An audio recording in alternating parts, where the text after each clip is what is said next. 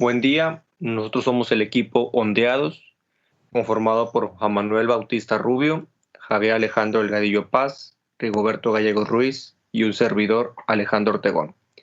Presentaremos la práctica número 3, compensadores, enfoque de la respuesta en frecuencia, perteneciente a la clase de control 2, impartida por el ingeniero Jorge Alejandro Gallegos de la Cruz. Como competencia de la unidad tenemos que es aplicar los métodos del lugar geométrico de las raíces y también de la respuesta a la frecuencia, para así poder diseñar compensadores que mejoren la respuesta enlazo cerrado de un sistema de control. También tenemos el objetivo de la práctica, que es comprobar la respuesta en frecuencia de los compensadores en adelanto de fase, atraso de fase y atraso adelanto de fase. Se muestra en pantalla un marco teórico previo a la práctica. También tenemos material y equipo, el cual son 2 amplificadores operacionales LM741, 6 resistencias, 2 capacitores, una fuente dual, un generador de funciones y un osciloscopio digital. Para el desarrollo empezaremos con el paso número 1, el cual sería dimensionar el circuito mostrado en la figura número 1 para que opere como compensador en adelanto de fase de manera que cumpla con la siguiente función de transferencia, que es la que se muestra en pantalla. Procediendo con el análisis matemático, nos pide como condición que R1C1 sea mayor que R2C2. Para nuestro primer amplificador operacional tenemos que por diseño nuestro capacitor número 1 y nuestro capacitor número 2 tendrán el mismo valor, que son 2 microfaradios. Para nuestra resistencia número 1, 50 kiloohms, y para nuestra resistencia número 2, 5 kiloohms. Y para nuestro segundo amplificador operacional tenemos que por diseño la resistencia número 4 será de 100 kiloohms y la resistencia número 3 será de 100 kiloohms también. Y bueno, y aquí tenemos un circuito diseñado con los valores ya obtenidos previamente de resistencias y capacitores, agregando aquí una fuente de 1 volt pico pico y con una frecuencia la cual será modificada más adelante. Como nota, podemos mencionar que para medir el desfase con el osciloscopio, se coloca el canal 1 en la entrada del circuito y el canal 2 en la salida, y se habilita el modo XY. Si las señales están en fase, se observará una recta inclinada que sube de izquierda a derecha. El ángulo de inclinación dependerá de la amplitud de las dos señales. Si el ángulo de fase varía, se observará una figura como la siguiente, y el ángulo de fase se obtendrá por la fórmula mostrada a continuación. El ángulo de desfase será igual a seno inverso de YO sobre YM. Para que la figura quede sentada en los ejes, ambos canales deben tener referencia a tierra. Ahora mostraremos los diferentes cálculos de desfase que hicimos. Para 10 Hz utilizamos una entrada de 2 volts pico a pico y una salida que nos arroja de 1 volt aproximadamente pico a pico. Y estos datos van a ir directamente a una tabla que después vamos a graficar.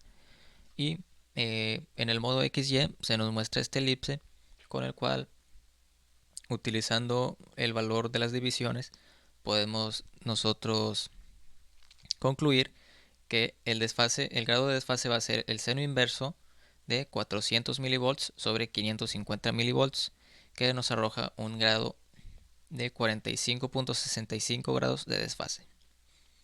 Lo mismo hicimos para 100 Hz y nos arroja un grado de 7.18.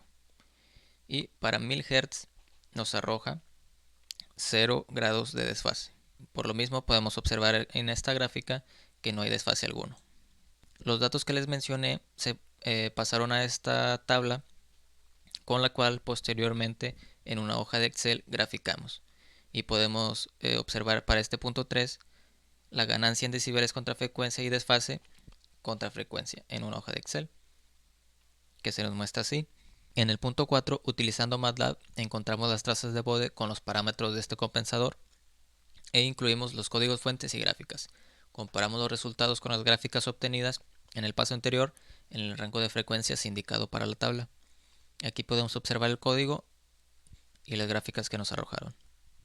Bien, en esta parte se observa que la gráfica de frecuencia contra ganancia realizada en Excel tiene un comportamiento similar de incremento al que se observa en la gráfica de Bode que obtuvimos en MATLAB.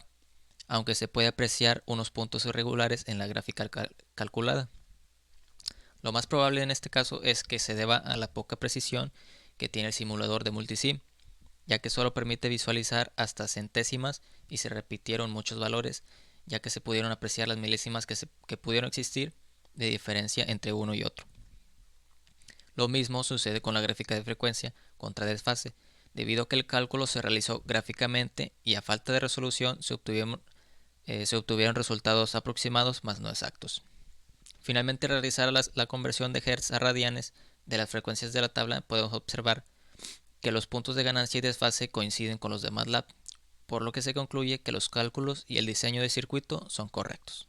Ok, continuando con el punto 5, dice que consideremos nuevamente el circuito de la figura número 1 y dimensione sus componentes de manera que opere con un compensador de atraso, de fase, de manera que cumpla con la siguiente función de transferencia.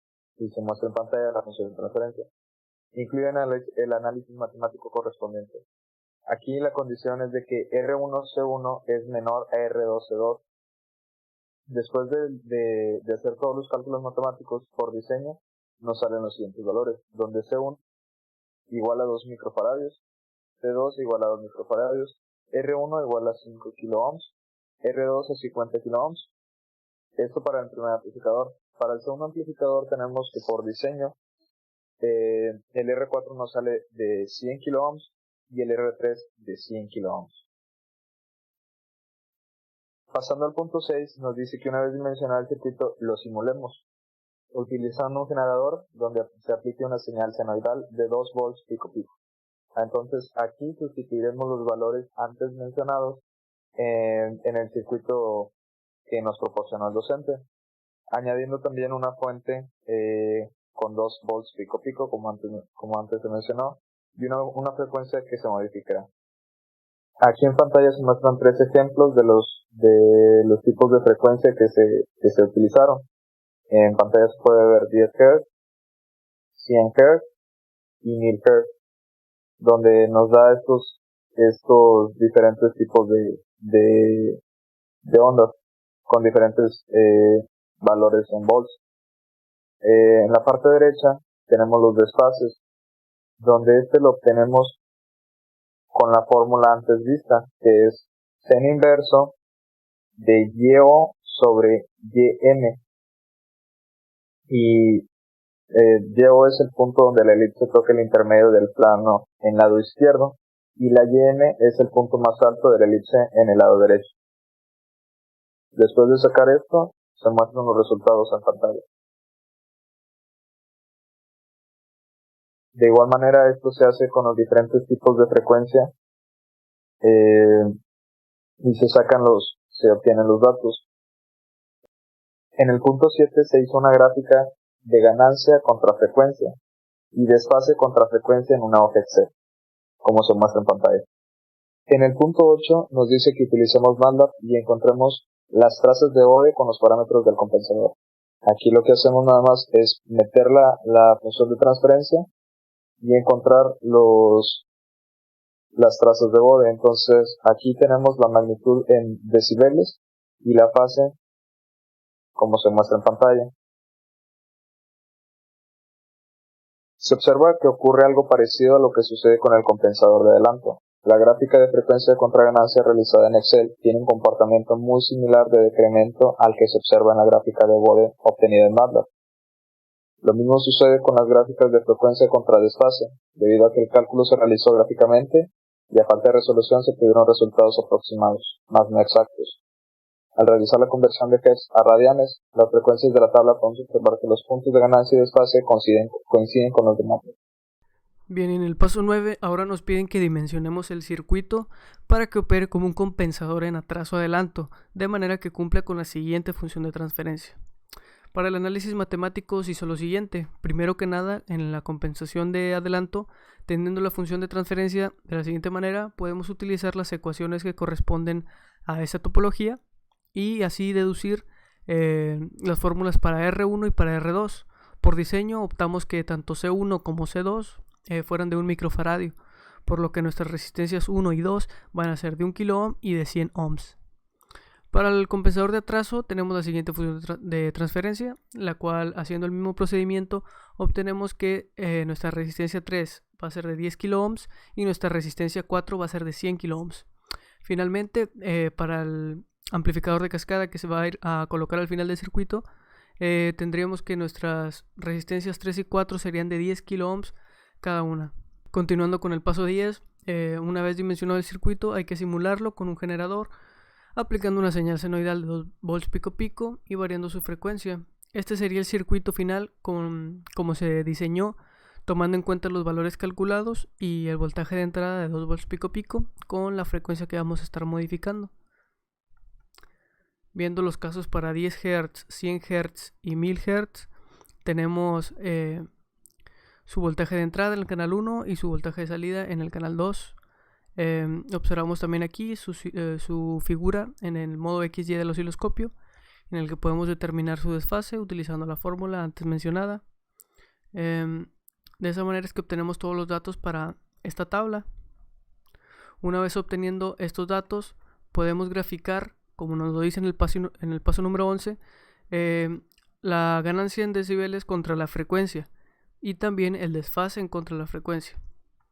Esta es la figura que nos muestra en el de ganancia contra frecuencia y esta es la figura que nos muestra en el de desfase contra frecuencia.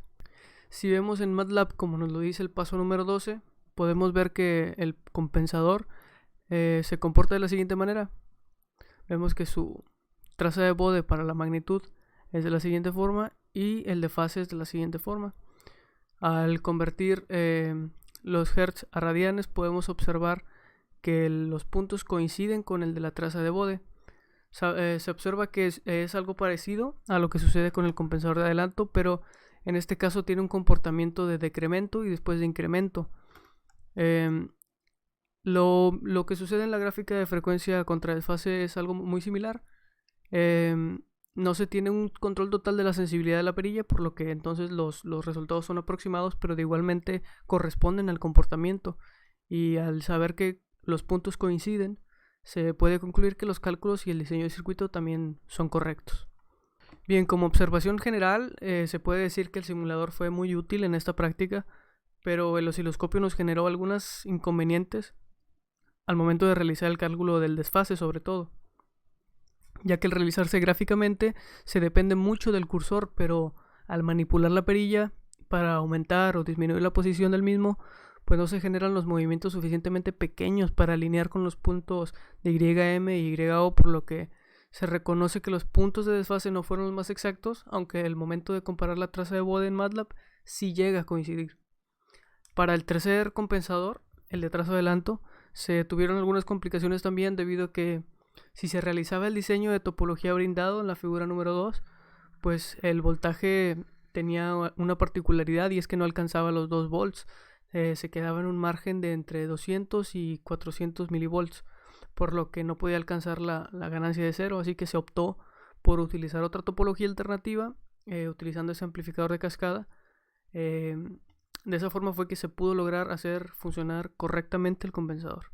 Como conclusión, puedo decir que la compensación de fase es una de las técnicas más comúnmente usadas para el diseño de sistemas de control lineales en el dominio de la frecuencia o en el dominio del tiempo, especialmente utilizando el diagrama de Bode o técnicas del lugar geométrico de las raíces, y que también pueden ser utilizados para manipular variables como lo son margen de fase, margen de ganancia, etc. En lo personal se concluye que se utilizan correctamente los amplificadores operacionales en los circuitos que nos proporciona el docente. En las tablas se observa que para los casos de atraso y de adelanto el desfase alcanza los 0 grados, cuando la frecuencia es de 1000 Hz. Pero esto cambia en los de atraso-adelanto.